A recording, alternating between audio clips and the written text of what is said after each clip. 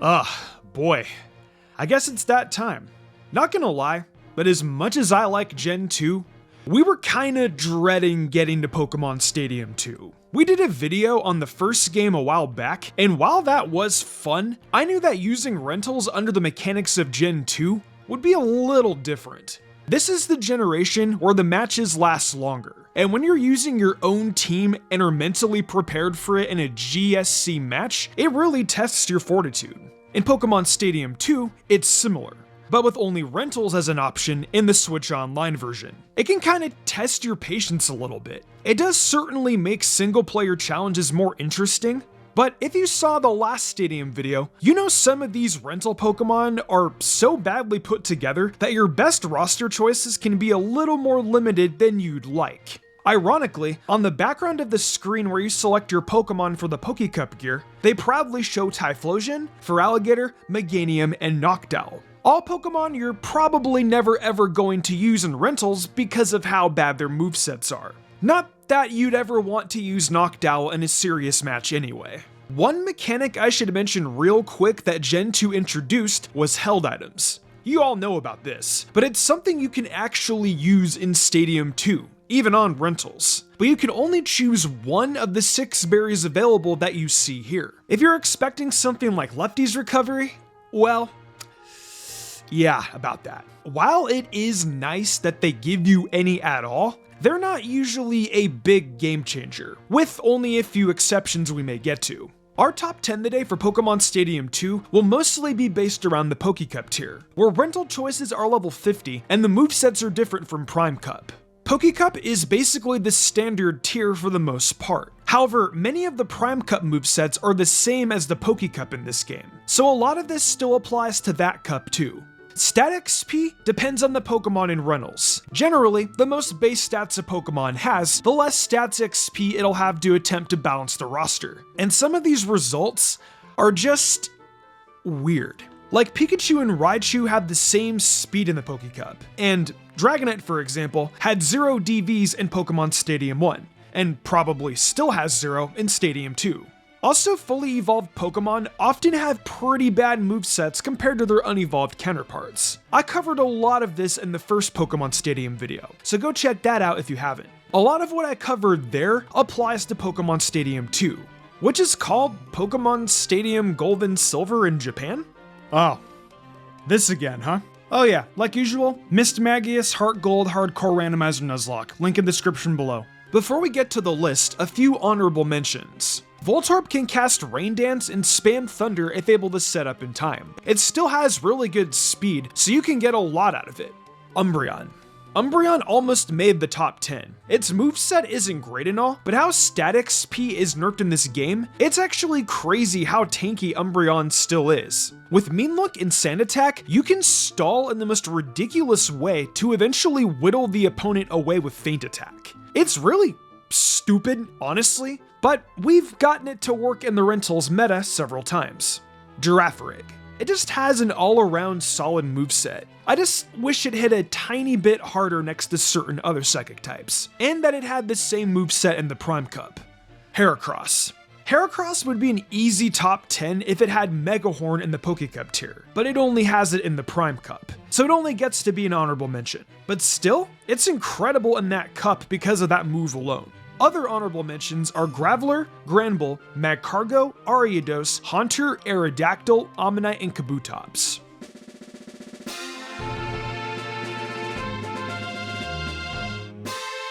I'm starting this one with a horrifically spicy take.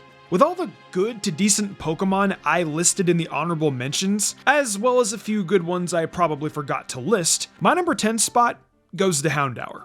Normally, I'd try to avoid a Pokemon with defensive stats this bad, unless it had like Kadabra levels of offensive power. This little hound only has a 330 base stat total. But man, the moveset really does pay off when you can get it going, and we were able to get it going in the matches more often than not. The thing is that when you're playing other players with rentals only, chances are they're also going to bring a few unevolved Pokemon because they're just better. So the defensive stats aren't as horrible in that context as you may realize. But yeah, Sunny Day, Flamethrower, Crunch? Like, that's pretty awesome. It's really satisfying to set it up against psychic types, and if you know your opponent, it's actually really fun in NPC battles in a lot of the tournament ladders. Just make sure you bring it against all the right opponents, as it's too fragile to take hits from something like Snorlax or basically any fighting type. You know what? Let's take a look at Houndoom before moving on. Maybe it's actually better. Oh. Never mind. At number 9, we have a slightly less spicy take, Piloswine. We don't really get to use this thing until way too late in Gold, Silver, and Crystal, so it's nice that we can just pick it up right away here. And it's actually decent. With 129 attack in the Pokecup, it hits fairly hard with its Stab Earthquake. And while Icy Wind isn't great, it will still be of great use in matchups using flying types that are immune to your ground attacks. And the speed reduction may be useful against those types of Pokemon too. So it all works out straightforwardly here. Mist is there if you think you need to use it, I guess. And Fury Attack is basically a wasted slot. But just the two stabs complementing each other is actually good enough for it to be worth a spot on your team.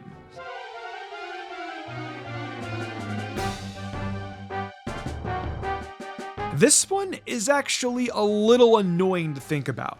Electabuzz does not have an ideal moveset like most Pokemon. Thunder Punch is a predictable choice since it's so associated with it, and Swift is better than nothing for a non-electric type attack, especially with its decent physical attack. And Light Screen is actually quite handy, and also excellent support for teammates. But, why is this the pick for an electric type when Zapdos and Raikou are right there? Zapdos made it in our top 10 in Stadium 1 quite easily. But here? Look at it. Look at the moveset. It's just so disgusting, like throw it in the freaking garbage, man. What a downgrade from how excellent it normally is in GSC competitive. And Raikou?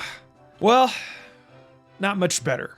Then again, you could just press your luck and spam Thunder Whip Zapdos and hope for the best. But that just sounds awful. At least Raikou's stats are obviously... Whoa. Actually, yo, hold on a second. Take a look right there. Electabuzz is faster than Raikou in Pokecup Rentals. What even the living... What the hell? Alright, well, you get the point. Electabuzz is a good electric pick. I'm moving on.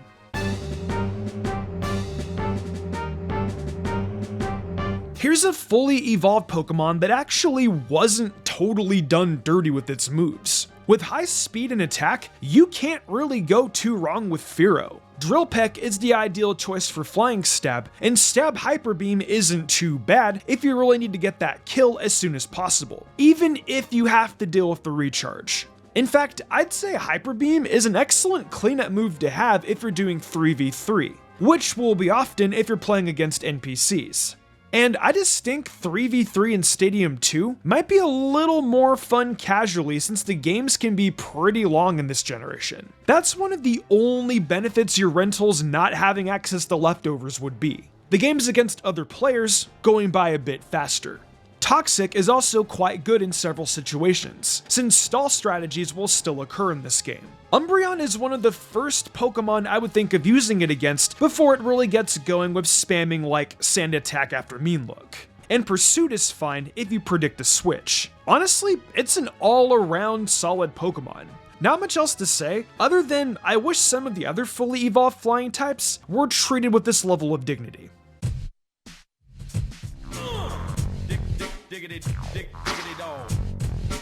Rental's Hitmonlee is about as basic as you get. I see high attack, I see high jump kick.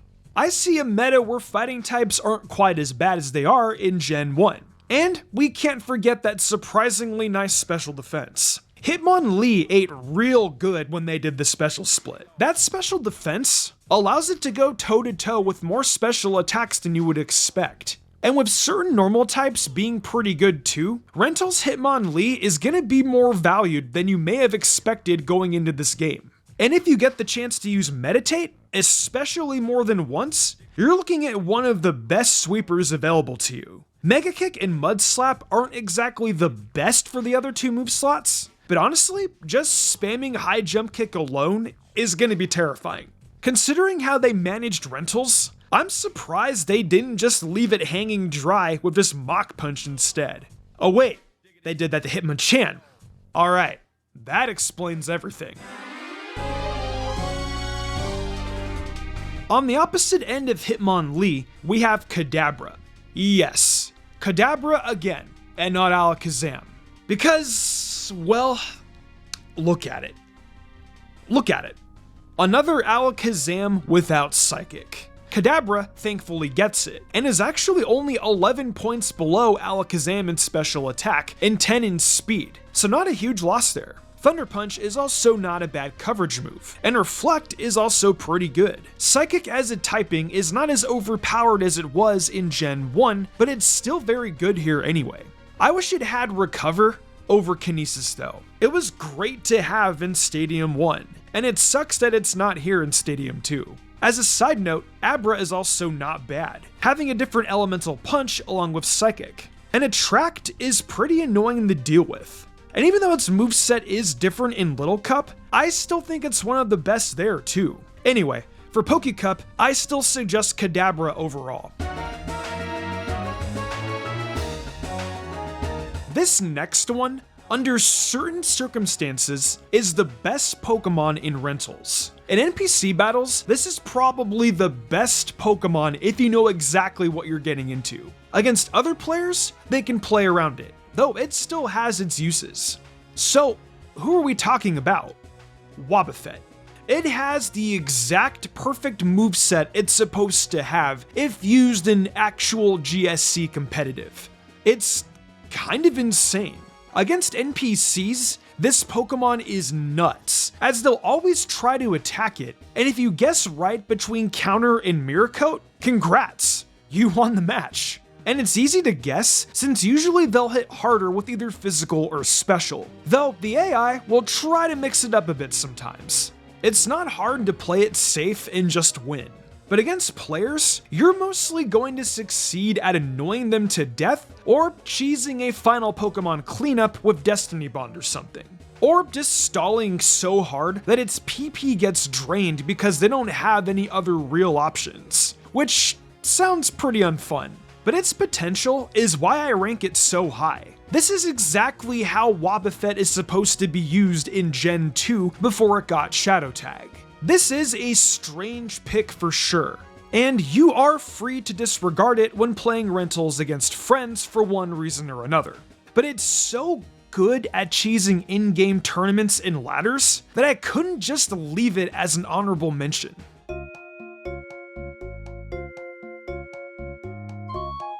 With our number 3 pick, we're back to something more normal. No, not the normal typing, ground type actually, because it's Donphan. This boils down to an offensively strong, bulky Pokemon with big Earthquake stab. Yeah, it's that simple. You may think Rapid Spin is also an excellent choice here, but barely any rental Pokemon have spikes, and I really don't see it against NPCs much either. I definitely would have preferred Curse for sure, but Sandstorm is kinda great though. It does 1/8 damage per turn in this game, and if you have another ground type like Piloswine waiting around the corner, it feels more worth having around to combat more stall heavy matchups. You know who else is a good ground type in this game? Sandslash. It actually gets to have Earthquake this time, and while its attack is not as high, it is a little faster. They could play well together with Sandstorm, but it depends on how much you're willing to risk having more than one pure ground type on your team. If Donphan weren't as good as it was, Sandslash would be in the top 10 instead. But consider this an honorable mention for it alongside our 3rd place slot.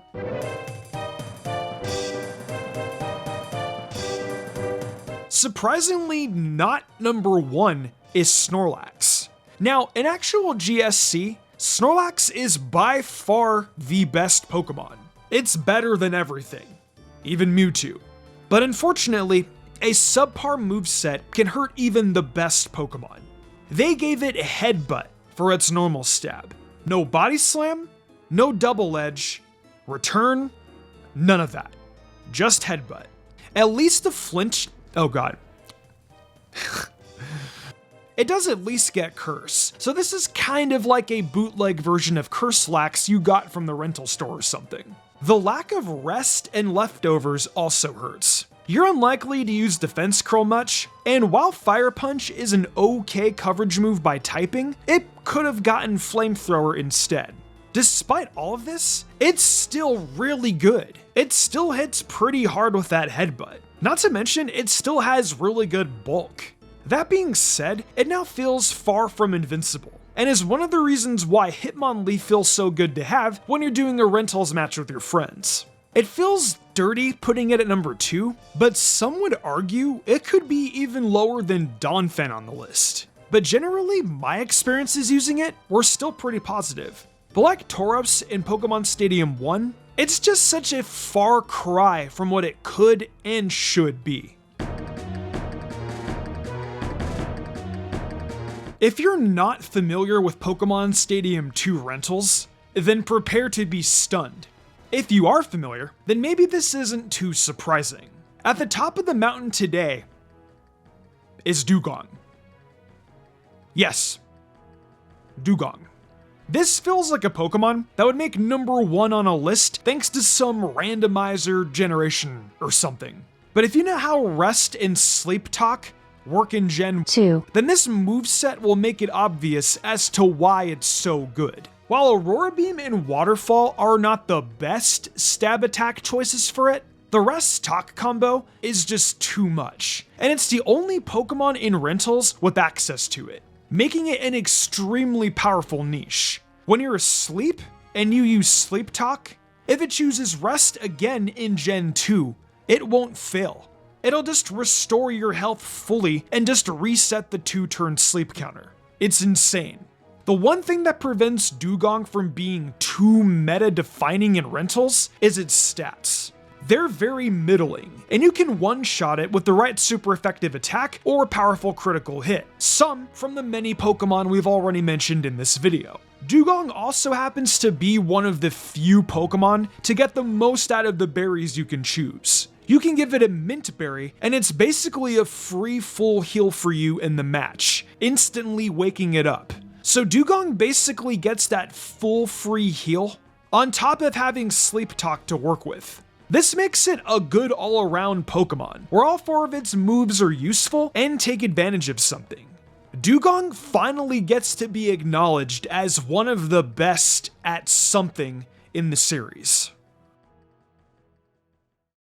And that's it, the top 10 strongest rentals in Pokemon Stadium 2. That was a pretty weird list to do.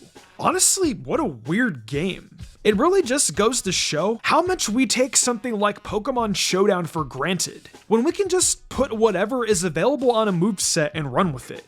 I have to admit, I like the rentals meta more for the first game, but over time, that feeling might change.